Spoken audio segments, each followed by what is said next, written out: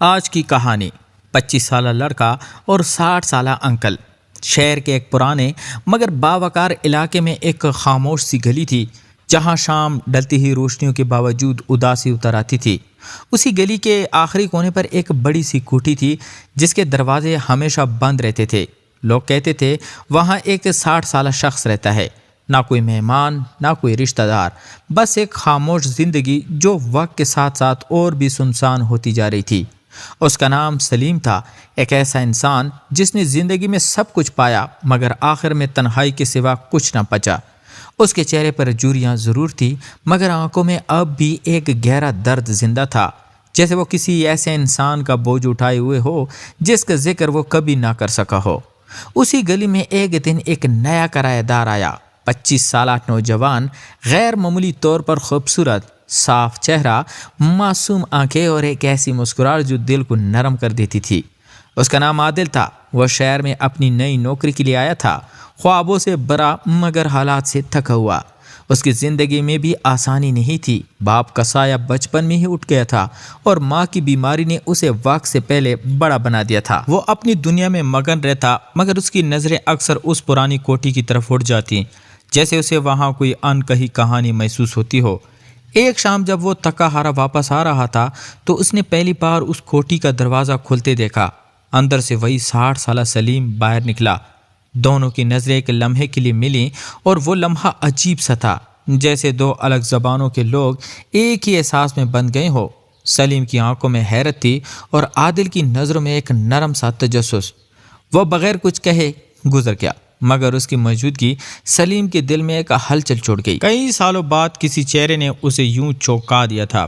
اگلے دن عادل نے ہمت کر کے سلام کیا۔ سلیم نے چند لمحے اسے دیکھا اور پھر آہستہ سے جواب دیا۔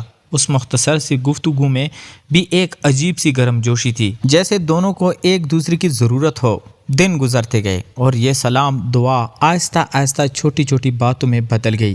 سلیم جو برسوں سے خاموش تھا اب کبھی کبھار عادل سے بات کرنے لگتا اور عادل جو ہمیشہ مضبوط بننے کی کوشش کرتا تھا اس کے سامنے کبھی کبھی اپنی تھکن ظاہر کر دیتا۔ ایک شام جب بارش ہو رہی تھی اور عادل کے کمرے کی بجلی چلی گئی تو وہ بے اختیار اس کوٹھی کے دروازے تک جا پہنچا۔ دروازہ کھلا اور سلیم سامنے تھا۔ اس نے کچھ کہے بغیر اسے اندر آنے دیا۔ وہ کوٹھی باہر سے جتنی سنسان تھی اندر سے اتنی ہی یادوں سے بھری ہوئی تھی۔ دیواروں پر پرانی تصویریں، خالی کمرے اور ایک عجیب سی خاموشی جو دل پر اثر کرتی تھی۔ عادل نے آہستہ سے پوچھا، آپ اکیلے رہتے ہیں؟ سلیم نے ایک لمحے کے لیے آنکھیں بند کی اور پھر کہا، ہاں اب تو عادت ہو گئی ہے۔ اس کے لہجے میں ایک ایسا درد تھا جو لفظوں سے زیادہ گہرا تھا۔ اس رات دونوں کافی دیر تک بیٹھے رہے۔ بارش کی آواز اور ان کی دھیمی گفتگو ایک الگ ہی دنیا بنا رہی تھی، مگر اصل تبدیلی اس وقت آئی جب عادل نے جاتے جاتے کہا، اگر آپ کو برا نہ لگے تو میں کبھی کبھی آیا جایا کروں۔ یہ ایک سادہ سا جملہ تھا مگر سلیم کے لیے یہ برسوں بعد کسی روشنی کی طرح تھا۔ اس نے صرف سر ہلا دیا مگر اس کی آنکھوں میں نمی آ گئی۔ اس رات وہ دیر تک سو نہ سکا کیونکہ اس کے دل میں ایک ایسا احساس جاگ چکا تھا جیسے وہ بھول چکا تھا، ایک اپنیت، ایک تعلق، مگر ساتھ ہی ایک خوف بھی کہ کہیں یہ روشنی بھی عارضی نہ ہو۔ دوسری طرف عادل بھی اپنے کمرے میں لیٹا چھت کو دیکھ رہا تھا۔ اسے سمجھ نہیں آ رہا تھا وہ اس اجنبی سے کیوں اتنا جڑ رہا ہے، مگر اس کے دل میں ایک سکون تھا جو اسے پہلے کبھی محسوس نہیں ہوا تھا۔ وہ نہیں جانتا تھا کہ یہ تعلق اسے کہاں لے جائے گا مگر اسے اتنا ضرور معلوم تھا یہ کہانی عام نہیں ہونے والی، کیونکہ کچھ رشتے عمر سے نہیں بلکہ درد سے جڑے ہوتے ہیں اور ان کا انجام ہمیشہ آسان نہیں ہوتا۔ عادل کا آنا جانا اب معمول بن چکا تھا۔ وہ کوٹھی جو کبھی خاموشی کا قید خانہ تھی اب اس میں زندگی کی ہلکی سی آواز سنائی دینے لگی تھی۔ سلیم کے چہرے پر برسوں بعد ایک نرم سی روشنی دکھائی دینے لگی۔ وہ اب صرف جیتا نہیں بلکہ محسوس بھی کرنے لگا تھا، اور عادل وہ خود بھی سمجھ نہیں پا رہا تھا کہ وہ کیوں اس شخص کے قریب ہوتا جا رہا ہے جس سے اس کا کوئی خونی یا دنیاوی رشتہ نہیں، مگر شاید کچھ رشتے نام کے محتاج نہیں ہوتے۔ ایک شام جب سورج ڈوب رہا تھا اور آسمان ہلکے نارنجی رنگ میں ڈل چکا تھا، دونوں چھت پر بیٹھے تھے، خاموشی ان کے درمیان تھی، مگر یہ خاموشی بوجھل نہیں بلکہ پرسکون تھی۔ سلیم نے آہستہ سے کہا، تمہیں پتہ ہے میں نے کبھی سوچا نہیں تھا کہ اس عمر میں بھی کوئی میرے دل کے دروازے پر دستک دے گا۔ اس کی آواز میں شکر بھی تھا اور ایک انجانا خوف بھی۔ عادل نے اس کی طرف دیکھا، اس کی آنکھوں میں وہی معصومیت، مگر اب اس میں ایک گہری سمجھ بھی شامل ہو چکی تھی۔ شاید کچھ لوگ دیر سے ملتے ہیں مگر صحیح وقت پر، اس نے دھیرے سے جواب دیا۔ یہ جملہ دونوں کے دل میں اتر گیا، مگر زندگی ہمیشہ نرم نہیں رہتی۔ کچھ دن بعد عادل کو ایک بڑی نوکری کی پیشکش ملی، دوسرے شہر میں، ایک ایسا موقع جس کا وہ برسوں سے انتظار کر رہا تھا، مگر اس خبر کے ساتھ اس کے دل میں ایک عجیب سا بوجھ آ گیا۔ وہ سلیم کو یہ بات بتانے سے کترانے لگا، مگر آخرکار ایک رات اس نے ہمت کی۔ کوٹھی کے اندر وہی پرانا کمرہ، وہی خاموش دیواریں، مگر آج فضا بدل چکی تھی۔ مجھے جانا ہوگا، عادل نے آہستہ سے کہا۔ یہ سن کر سلیم چند لمحے خاموش رہا، جیسے وقت رک گیا ہو۔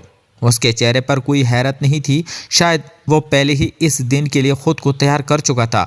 اس نے ہلکی سی مسکراہٹ کے ساتھ کہا، میں جانتا تھا روشنی ہمیشہ ایک جگہ نہیں ٹھہرتی۔ اس کے الفاظ سادہ تھے، مگر ان میں چھپا درد عادل کے دل کو چیر گیا۔